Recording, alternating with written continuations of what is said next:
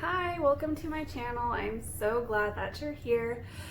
And today what we're going to be talking about is kind of our heart towards the Lord as a Christian single.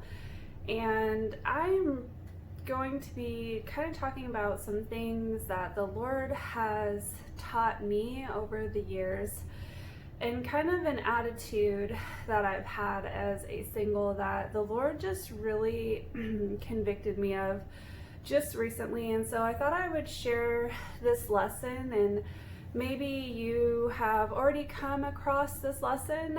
If you have, that's great, but it took the Lord a while to work on me in this. I've mentioned previously that I have kept a prayer journal since I was 13 years old. Through those prayers, I can confidently say I would always pray for my future husband.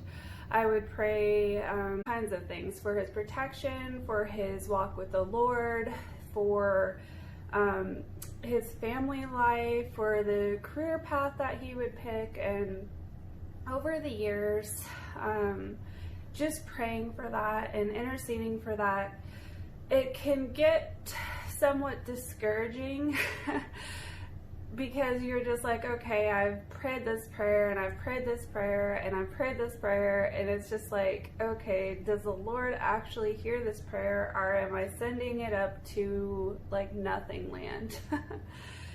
And I just want to say, just actually almost a month ago is when the Lord just kind of asked me, if you never receive the answer to this prayer, are you still going to be okay?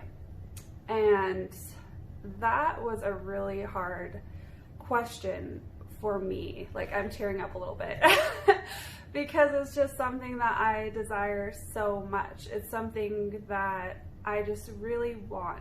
And he brought me to the story of the rich young ruler, and I'm actually I have it out here. I'm gonna read a little portion of it because I think it's really good for context. So it's Matthew chapter 19, and I'm just gonna start in verse 16. It says, "Now a man came up to Jesus and asked, 'Teacher, what good thing must I do to get eternal life?' 'Why do you ask me about what is good?' Jesus replied. 'There is only one who is good. If you want to enter life, obey the commandments.' 'Which ones?' the man inquired. Jesus replied, 'Do not murder, do not commit adultery, do not steal, do not give false testimony, honor your father and mother, and love your neighbor as yourself. All these I have kept,' the young man said. 'What do I still lack?' Jesus answered, 'If you want to be perfect, go sell your possessions and give to the poor, and you will have treasures in heaven. Then come follow me.' When the young man heard this, he went away sad because he had great wealth." And I'm just going to stop it right there. I feel like this passage really spoke to me in the light of that I was rich in prayers towards something. Like, I had devoted so much of my life to a prayer for a godly husband. And God just asked me, God just asked me, if you never get that, can you still follow me? And it was really, really hard. And I had to search my heart. I had to really think about all the years I had invested in praying for a godly husband and praying for someone who could lead me spiritually. And I had racked up so many good things, like service to the Lord and obeying him and waiting and, rejecting things of this world. Like, there was so many things that I had kind of prepared myself with being a godly wife. And the Lord just really just asked me, like, if you never receive this, will you still follow me? Can you let go of all that, and will you still follow me? And that was actually a big reason why I started this YouTube channel, because I want to give my best to God, even if I never receive, you know, the thing that I've been praying for, the thing that I've been asking for. And so I just really want to encourage you, if you are just praying for a husband, or you're praying for your future spouse, and you're just kind of in that expectant place, which I think it's good, and I think it's okay to be in that expectant place, but to allow yourself to kind of go before the Lord as a rich young ruler, lay out everything that you've invested in. Maybe it's not necessarily prayers, maybe it's just living in a certain area, or having a certain type of house, or whatever it is that you feel like you've invested a large majority of your life into. Thinking about that thing and really going before the Lord with it, and knowing, can I let go of this thing to follow after Christ? And God may not be asking you to let go of something. I don't think that he's asked me to let go of the desire for a husband. I think he's just asked me to let it go, in the sense that I'm okay if I never receive it. But in that same token, not to give up hope.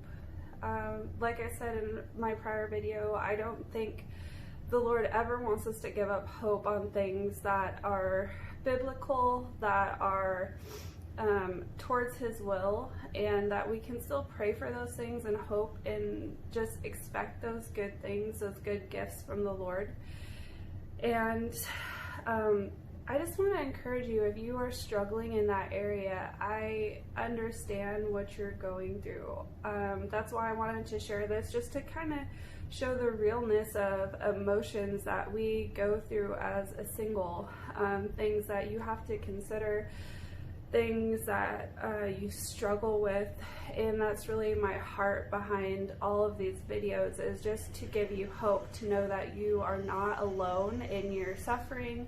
You're not alone in the challenges. And this challenge really that I'm sharing today is just a challenge of the heart.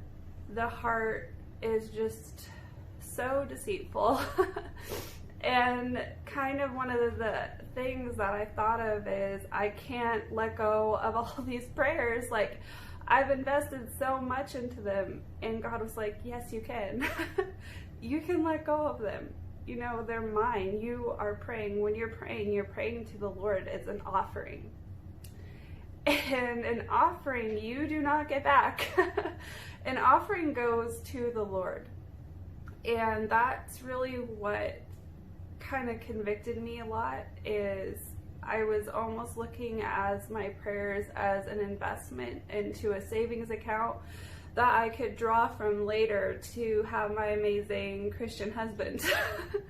I wasn't looking at my prayers as an offering to the Lord, like whatever he sees fit to do with my prayers, that I would be happy and like contented either way.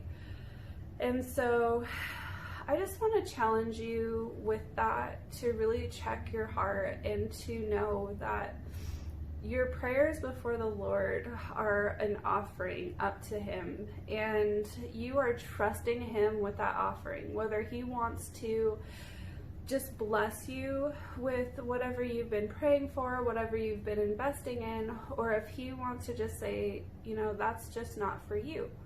Whatever it is, that you are going to still love the Lord.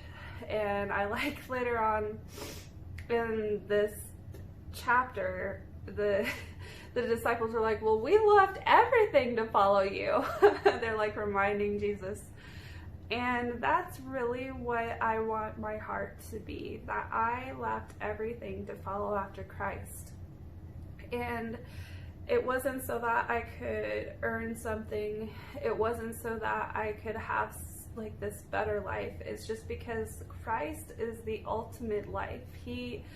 If you try to hold something back for yourself, you are going to live such an empty life. It may seem like it's fulfilled, it may seem like you're happy in the moment, but nothing in this world can compare to a heart that is sold out for Jesus. And I really want to talk more about that more in depth in more of my videos, but I'm gonna just kind of wrap it up with just the challenge for you to examine your heart and where really your prayers are being invested in, where's your treasures at, and really just ask God to help you. Ask the Lord to help you to just lay everything down as a sacrifice to Him and be willing to accept wherever He's leading you, be willing to go wherever He's calling you to go. There's a song, the lyrics say, give me empty hands so that I can receive what you have for me. And I think that is so true. Like, we don't want to be holding on to something that we want and then miss something that God had for us to do, or had for us to have, actually. Even a blessing we can just miss out on because we're holding on so tightly to something that isn't even from the Lord. And I just want to share with you also, maybe you're thinking about that thing that you've been holding on to, and you're thinking, I can't let that go. Maybe it's a relationship that you know you shouldn't be in. Maybe it's a job, a status, whatever it is, and you're just thinking, I can't let that go. I just want to give you some also encouragement of the freedom that I had when I finally let that go. It was hard. I'm not saying that it was easy, but there was a freedom to know that everything was God's. Like, there wasn't anything I was holding on to. There wasn't anything that I was keeping for myself. And there was just such a release and such a freedom in that, to know, like, God, you hold my future and I can trust you in whatever happens. If I am following after you, there is no way that I can be disappointed, because you are my creator. You're the best gift giver. And just having that mindset was so freeing. And I just want to encourage you with that, to know that Satan will try to lie to you and say, if you let go of this, your life is going to be empty. If you let go of this, you're just going to be sad. You're never going to find anything as good as this. And that's all lies. The truth is that the best thing you can ever hold on to is Jesus. The best thing you can ever be sold out to is Jesus. And I just hope that this video encourages you just to examine your heart and the things that you're holding on to, and maybe just encourage you to let go of things that have been holding you back in fear, holding you back from doing things for the Lord. And maybe you step out and be like the disciples and say, we left everything for you, Jesus. And anyways, I love you guys, and thanks for watching. Bye.